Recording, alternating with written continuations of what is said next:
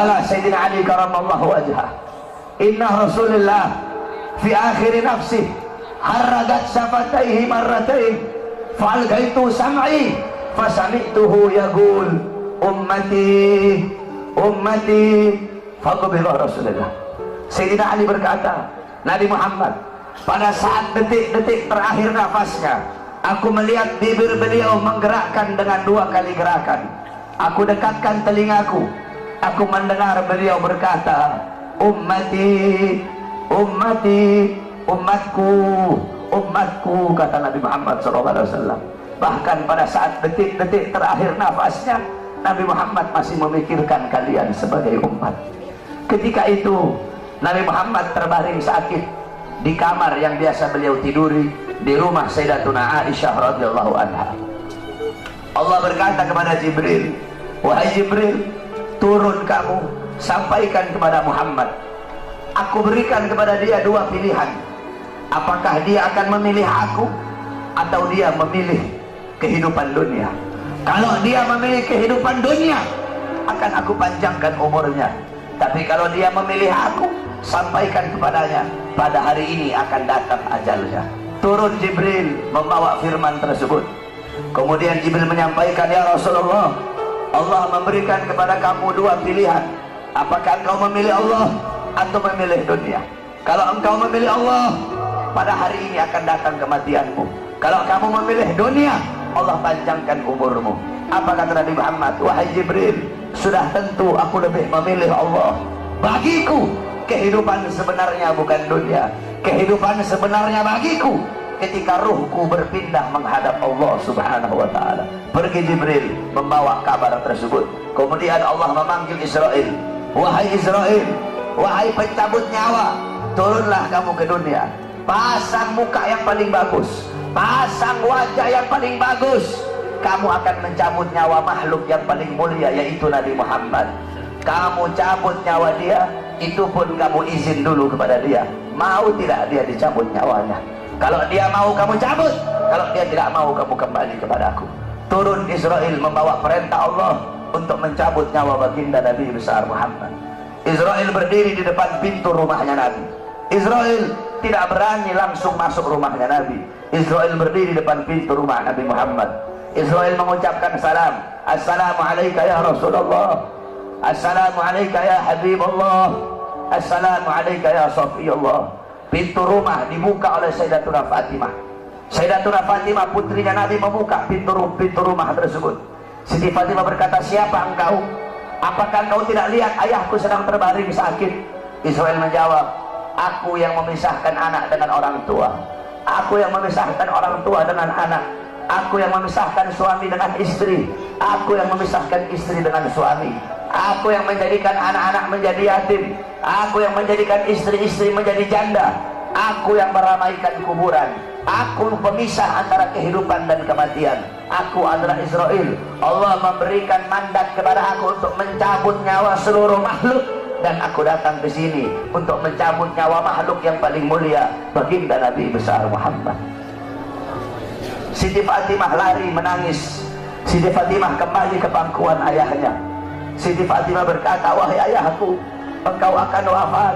Wahai ayahku, kau akan meninggal dunia. Israel sudah ada di depan ingin mencabut nyawamu ya Rasulullah. Rasulullah berkata, jangan kau bersedih wahai Fatimah. Wahai Fatimah, ketahuilah, setelah kematianku, engkau adalah manusia yang pertama kali akan menyusulku. Setelah kematianku nanti kelak, engkau adalah manusia yang pertama kali masuk surga setelah aku. Siti Fatimah mengusap air matanya. Datang Israel berdiri di hadapan Nabi Muhammad. Israel berkata, ya Rasulullah, dengan segala kerendahan hatiku, aku datang kemari untuk mencabut nyawamu atas perintah Allah. Aku izin dulu kepadamu, apakah engkau mau dicabut nyawa? Kalau engkau mau, aku cabut.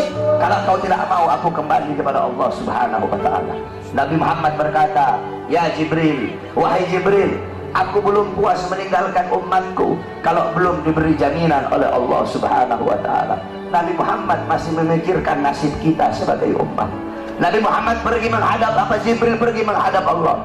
Jibril berkata, ya Allah, kekasihmu Rasulullah meminta jaminan untuk umatnya. Apa kata Jibril?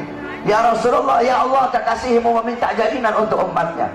Allah berkata, Allah berfirman, fa'auhallahu ta'ala ala Jibril, basyirhu ya Jibril, innahu awwalu nasin kharijun minal ardi idha bu'isu wa sayyiduhum idha jami'u fabasyirhu innal jannah muharramatun alal umam qabla an tadkhuluha ummatun.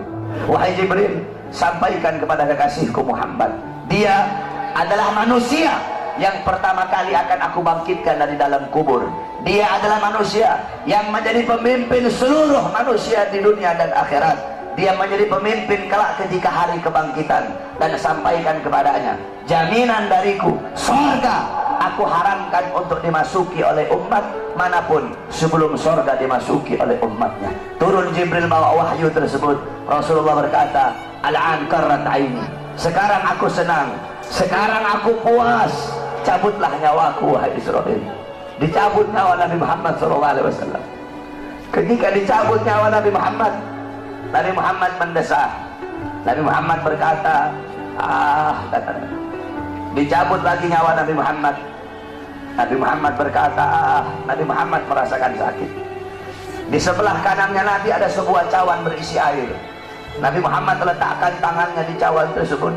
Beliau usap air keringat yang keluar dari wajah beliau. Kemudian beliau berkata, wahai Israel, apakah seperti ini rasa sakit dicabut nyawa? Israel berkata, iya ya Rasulullah, seperti itulah rasa sakit dicabut nyawa. Nabi berkata, apakah rasa sakit seperti ini juga yang nanti bakal dialami oleh umatku? Apakah rasa sakit seperti ini yang nanti bakal umatku rasakan wahai Israel? Israel berkata, ya Rasulullah, rasa sakit seperti itulah yang nanti bakal dialami oleh umatmu. Rasa sakit seperti itulah yang nanti bakal dirasakan oleh umatmu. Mendengar itu Nabi Muhammad menangis. Nabi Muhammad mengangkat tangan. Doa terakhirnya Nabi Muhammad, harapan terakhirnya Nabi Muhammad, doa yang menutupi wafatnya Nabi Muhammad SAW. Beliau mengangkat tangan dan berdoa, Allahumma khaffif ala ummati fi sakaratil maut. Ya Allah, ringankanlah sakaratul maut umatku. Ya Allah, permudahkanlah sakaratul maut umatku. Aku nabi mereka, aku pemimpin mereka, aku penanggung jawab mereka. Ya Allah, biar aku menanggung seluruh rasa sakit sakaratul maut umatku. Biar aku menanggung beban penderitaan rasa sakit mereka. Ya Allah, umatku tidak akan kuat, mereka tidak akan sanggup. Ya Allah, biar aku Muhammad menanggung rasa sakit sakratul maut umatku. Apa yang telah kau lakukan untuk Nabi Muhammad? Apa yang telah kau korbankan untuk Nabi Muhammad? Nabi Muhammad berjuang untuk kalian. Nabi Muhammad menanggung rasa sakit sakratul maut kalian. Karena begitu cinta beliau kepada kalian sebagai umat. Saya dan kalian, kita tidak bisa membalas jasa-jasa Nabi Muhammad SAW. Sekalipun kalian melangkah dari rumah kalian menuju kuburnya Nabi Muhammad, kalian tidak akan bisa membalas jasa-jasa Nabi Muhammad SAW. Oleh karena itu, saudara-saudaraku sekalian, setelah Nabi Muhammad wafat, banyak para sahabat-sahabat yang tidak kuat hidup. Ada sahabat yang berdoa, ya Allah, cabut kedua mataku. Untuk apa lagi aku melihat? Nabi sudah wafat, cabut kedua mataku. Aku tidak lagi mau melihat selain memandang wajahnya Nabi Muhammad. Ketika itu juga dia dibutakan oleh Allah Subhanahu wa Ta'ala. Ada yang angkat tangan, ya Allah, cabut nyawaku.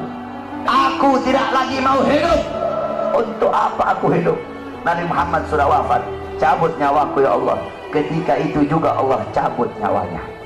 Kemudian ada seorang perempuan, ada seorang wanita, qalat li Aisyah, ya Aisyah, ikshif li qabrin Nabi. Wahai Aisyah, bukakan untukku kuburnya Nabi Muhammad. Dibuka kuburnya Nabi oleh Siti Aisyah. Masuk ini perempuan, fabakat hatta matat. Wanita ini menangis depan kuburnya Nabi sampai dia mati saat itu juga.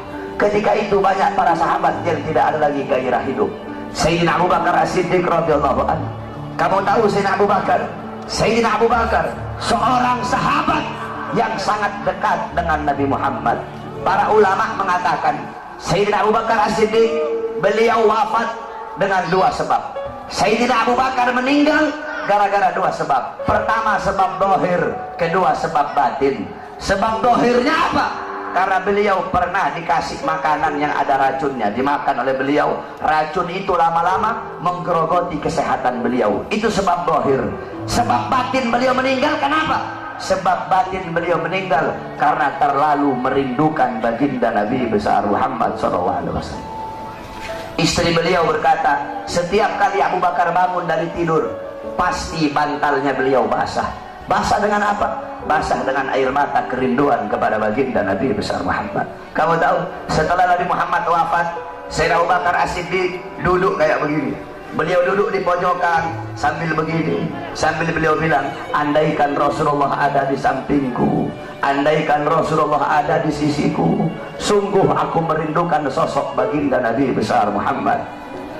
Bilal ibn Rabah, muazzinnya Nabi, setelah Nabi wafat, Bilal pergi pindah, gak mau lagi beliau tinggal di Madinah. Kenapa?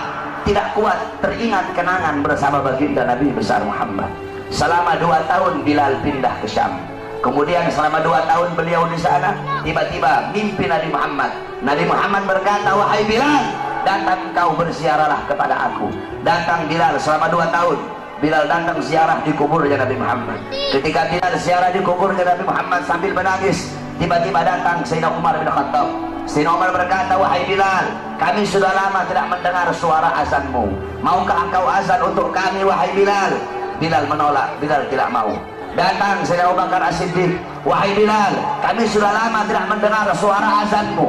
Maukah kau azan untuk kami, wahai Bilal? Apa kata Bilal? Wahai Abu Bakar, apakah dulu kamu membebaskan aku karena Allah atau karena dirimu? Kalau dulu kamu membebaskan aku karena Allah, jangan kau paksa aku untuk azan. Tapi kalau kau membebaskan aku karena dirimu, aku akan azan untuk dirimu. Dulu setiap aku mengucapkan asyhadu anna Muhammadar Rasulullah, Nabi Muhammad selalu tersenyum kepada aku. Sekarang ketika aku mengucapkan itu, siapa yang akan tersenyum kepadaku? Jangan kau paksa aku untuk azan, wahai Abu Bakar. Tiba-tiba datang 2 orang pemuda. Pemuda yang pertama dari perut ke atas mirip Nabi Muhammad. Pemuda yang kedua dari perut ke bawah mirip Nabi Muhammad. Mereka adalah Sayyidina Hasan dan Sayyidina Husain, cucunya Nabi Muhammad SAW. Sayyidina Hasan dan Sayyidina Husain berkata, wahai Bilal, maukah kau azan untuk kami sebagaimana kau azan untuk datuk kami baginda Nabi besar Muhammad? Bilal menangis. Apa kata Bilal? Wahai cucu Rasulullah, kalau aku menolak permintaan kalian, kelak aku akan menghadap Nabi Muhammad, aku akan jawab apa ketika aku ditanya oleh Nabi Muhammad? Abu Bakar memerintahkan aku tidak mau. Umar memerintahkan aku tidak mau. Kalau kalian yang perintahkan, aku tidak bisa menolak. Karena kalau aku tolak, aku takut kelak di hadapan kakek kalian tidak bisa menjawab apa-apa. Aku takut tidak mendapatkan perhatian. Aku takut tidak mendapatkan syafaat dari kakek kalian. Naik Bilal di tempat yang biasa beliau azan. Bilal mengumandangkan azan. Allahu Akbar, Allahu Akbar, Allahu Akbar, Allahu Akbar. Kamu tahu, penduduk Madinah ketika itu gempar. Mereka berkata, hal bu'isar Rasul, apakah Nabi diutus lagi? Apakah Nabi Muhammad hidup lagi? Kok Bilal mau azan? Apakah Nabi hidup lagi? Kenapa Bilal azan? Mungkin Nabi Muhammad hidup lagi. Yang punya toko menutup tokonya, yang di pasar mereka keluar dari pasar. Bilal melanjutkan azannya. Asyhadu an la ilaha illallah, asyhadu an la ilaha illallah. Wanita-wanita yang dipingit keluar dari rumahnya masing-masing. Mereka meneriakkan, hal bu'isar Rasul, apakah Nabi diutus lagi? Apakah Nabi hidup lagi? Sehingga Bilal mau azan. Begitu mereka merindukan sosok Nabi Muhammad. Ketika mereka sampai di tempat Bilal azan, mereka tidak melihat sosoknya Nabi. Ketika itu Madinah tenggelam dalam lautan air mata. Itu kecintaan mereka para sahabat kepada Nabi, kerinduan mereka setelah wafatnya baginda Nabi besar Muhammad SAW. Oleh karena itu, saudara-saudaraku sekalian yang dimuliakan oleh Allah Subhanahu wa taala, cintai oleh kalian Nabi Muhammad, ikuti beliau, Jadikan beliau sebagai uswah, sebagai qudwah, sebagai teladan dan pedoman kamu dalam kehidupan sehari-hari. Ikuti sunnah-sunnah beliau.